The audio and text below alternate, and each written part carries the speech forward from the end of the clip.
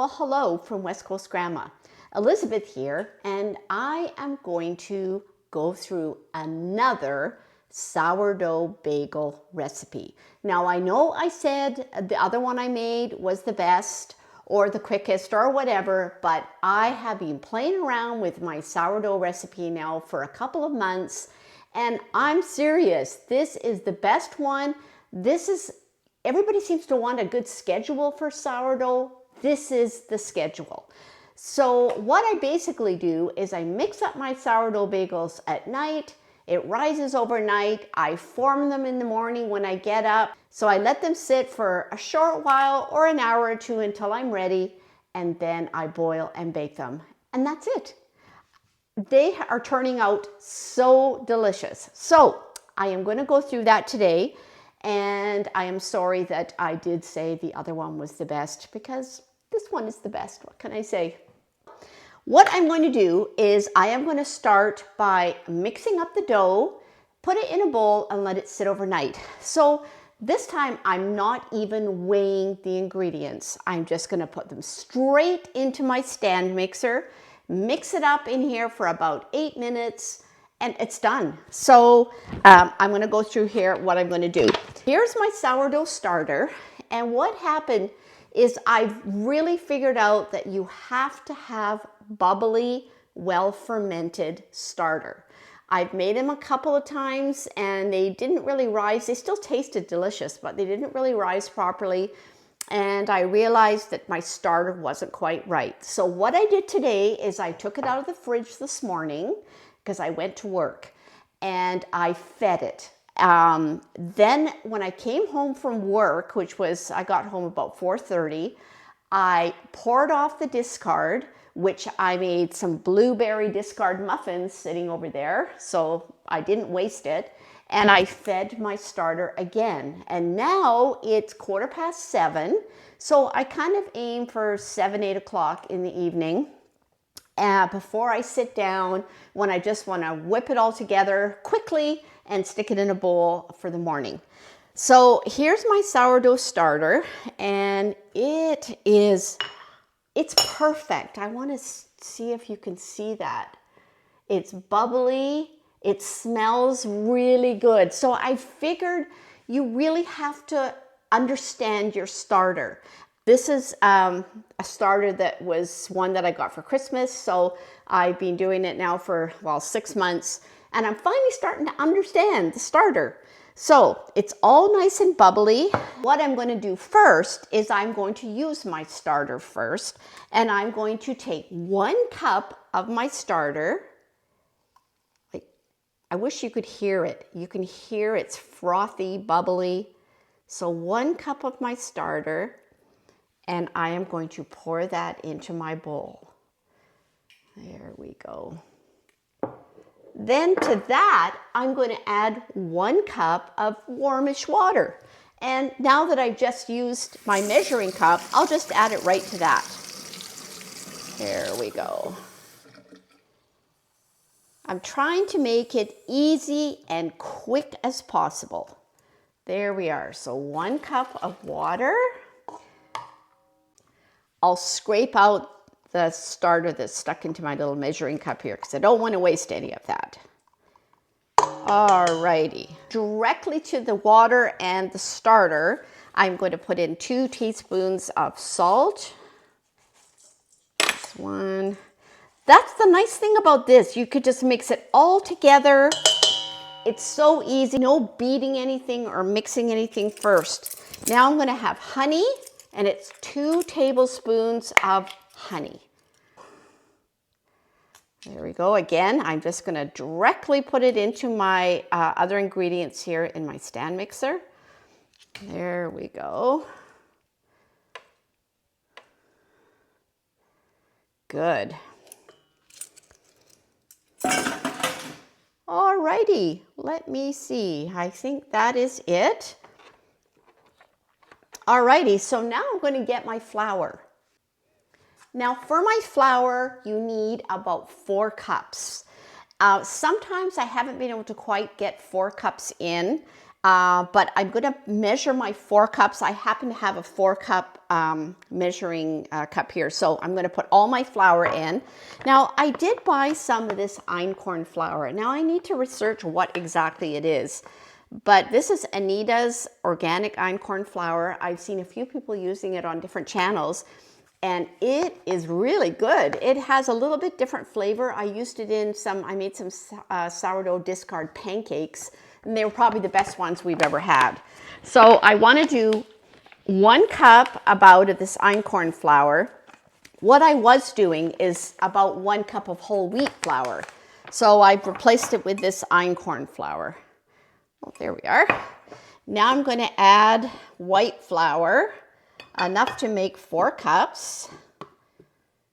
Although I'll put about 3.5 cups in here because we're going to see if I can get that last 1/2 cup in.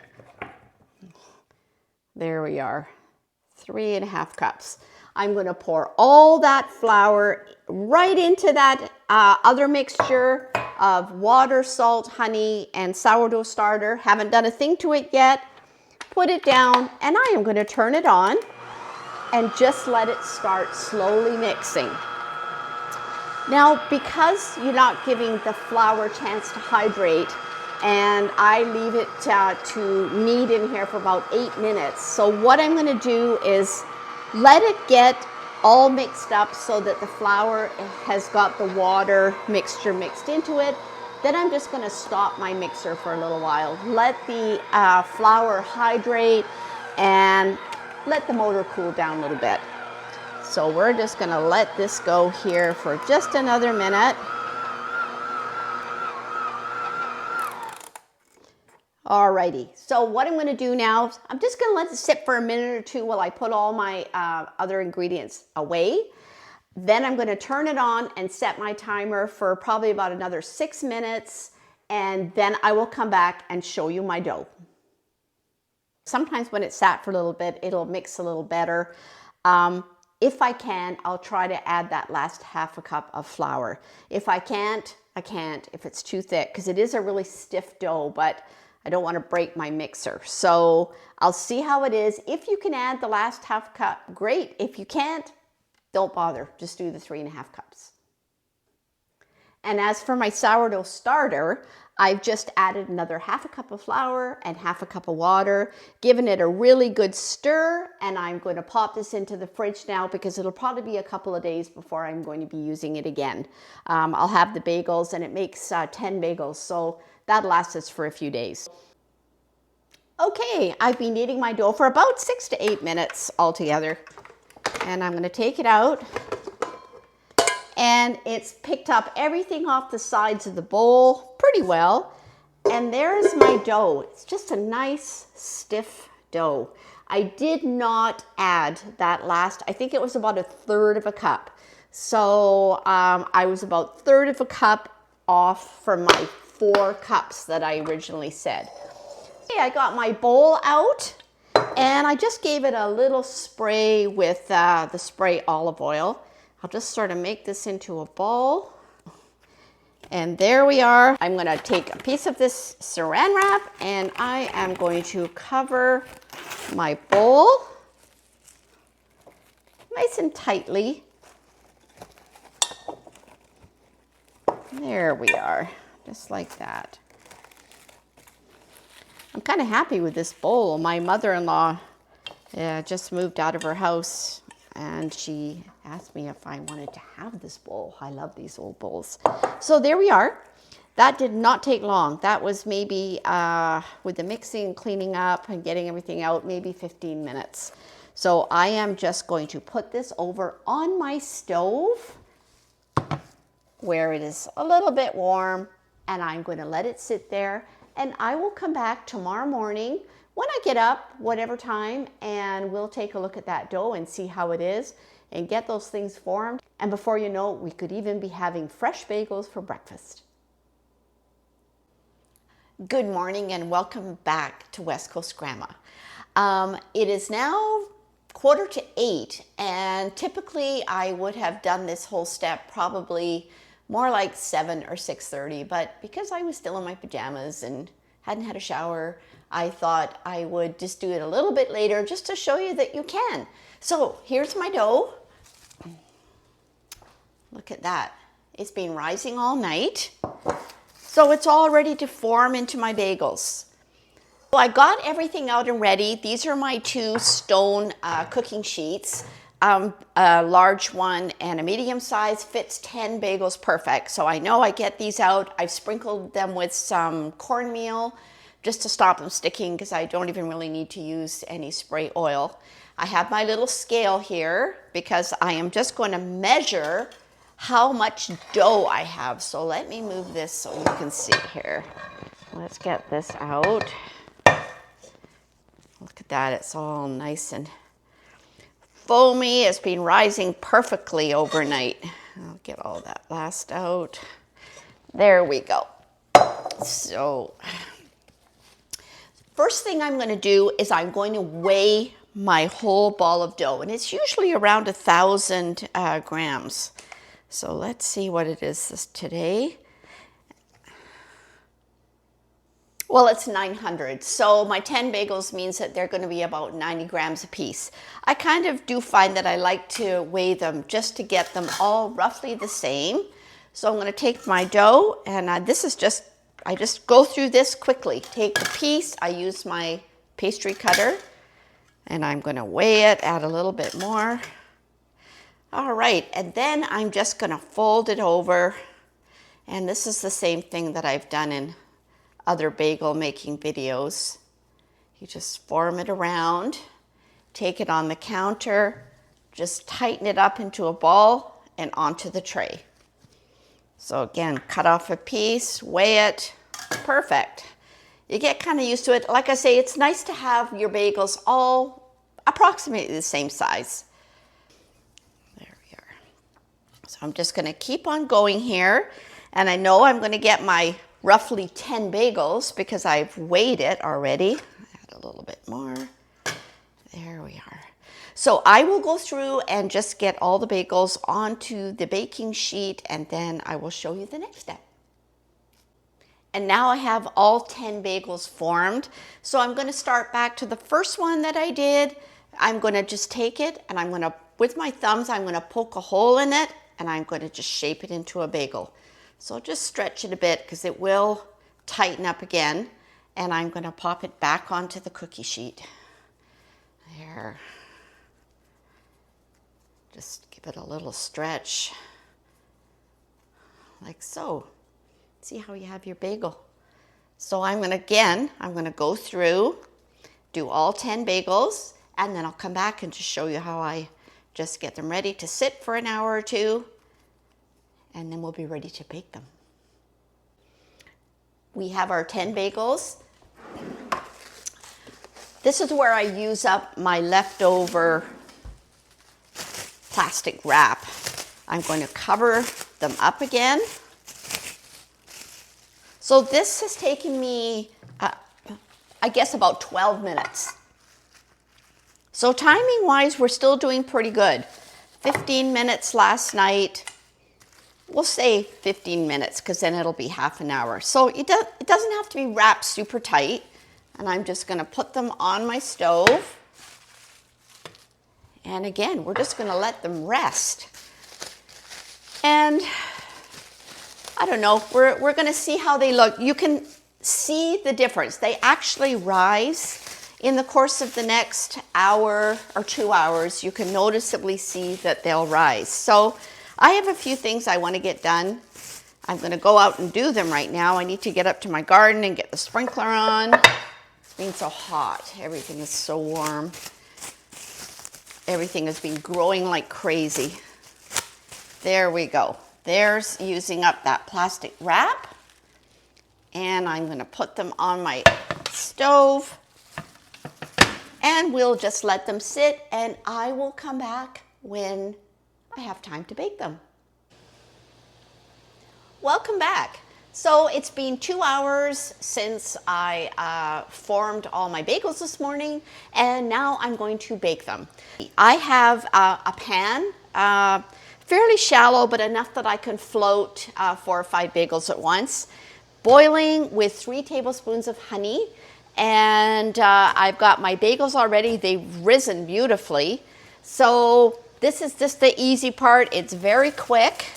So I drop my bagels in. There's the bagel. I'm going to flip it upside down so that when I flip it over, it'll be on the right side. So there we are. There. See if I can get 5 in here. All right, I'm going to put my timer on for 1 minute. And I've set my oven for 425, so it's already heating up. So by the time I've got this done, it should be ready to pop them in. And they just take about 20 to 25 minutes. And you do have to watch them at the end. I find sometimes that extra 5 minutes, and they don't get burnt, but they get a little bit dark. So here we are boiling them. I have this little tool here to get them out at the end, and this little set of tongs just to flip them over. All right, so let's move all this. I'm busy outside. So almost going to go here, and we're just going to do a quick flip. All right, close enough by the time I get them flipped over. Just turn like so. And we're going to do 1 more minute on the other side.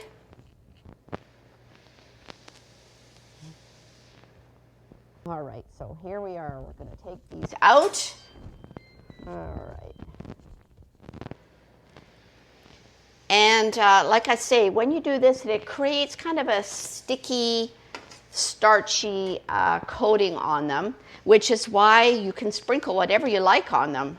So if you do like the everything bagel seasoning, it's time to do it when you've got just let them cool off for a minute, and then you can pop that on before we bake them. See, that's the other nice thing about this little recipe. 10 bagels, everything fits. I just have to do 2 batches here in the boiling water, and I'm done. And I got my pans all ready again to put them on. And because I'm not going to put anything on them, I'm just going to put them right back onto my baking sheets and get them ready to pop into the oven. See, they're perfect size, and that was only 2 hours sitting. So if I had got up and done them at 6, which is a time I'm often up in the morning, by 8 o'clock I could be cooking the bagels, and we could have warm bagels for breakfast. So, and it's not really interfering in my whole day. So I think it's a pretty good system. I'm kind of happy with the way this is all turning out. So let's give these a flip. That's just about a minute. Oh yeah, and they puff up a little bit here too in the water. So look at that. Those are good looking bagels. Let's get 1 more minute here. There we go.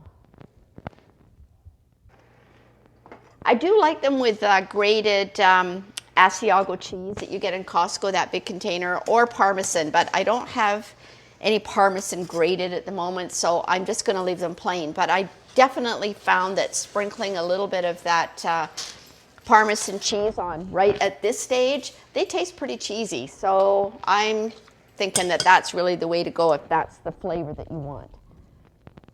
So because I'm kind of wanting to rush this a little bit,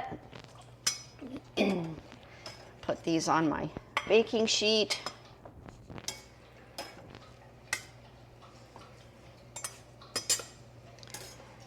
There we are. Alrighty, I am going to pop these into my oven. There we go. And again, both of my trays fit. So I just have 1 baking session. And I'm going to put my timer on for 20 minutes because I definitely need to check them in 20 minutes. There we go. And I will come back shortly. When that timer goes, we'll see the finished result of our bagels. And there goes my timer. Let's get those bagels out.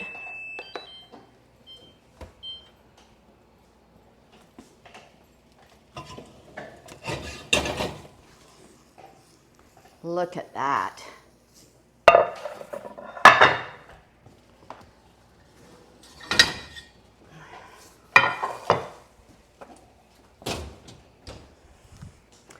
Alrighty, they're all done. So I'm going to take them off my baking sheet. Oh, now that was 20 minutes. So you see how you have to watch them for sure.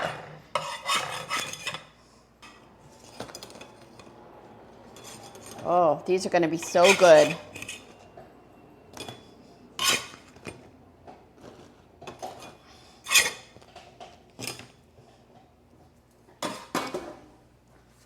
Alrighty, we have 10 beautiful bagels. It is, let's see, that's taken a half hour to cook and 15 minutes. So we're still talking like 2.5 hours spread over the course of last night, early this morning, and right now. I think that's pretty good for sourdough, because you know how sourdough is difficult. You always need a schedule, which is why I have my schedule for the baking a loaf. So there we have them. Look at that. They look pretty delicious. So I will be having bagels for lunch today. Anyways, hope you've enjoyed. I hope that you will try this one, because it's definitely the way to go if you're kind of limited for time, but you usually have a bit of time at night and a bit of time in the morning. This is the recipe for you. So hope you'll give it a try. Thank you for watching. West Coast Grandma is signing out.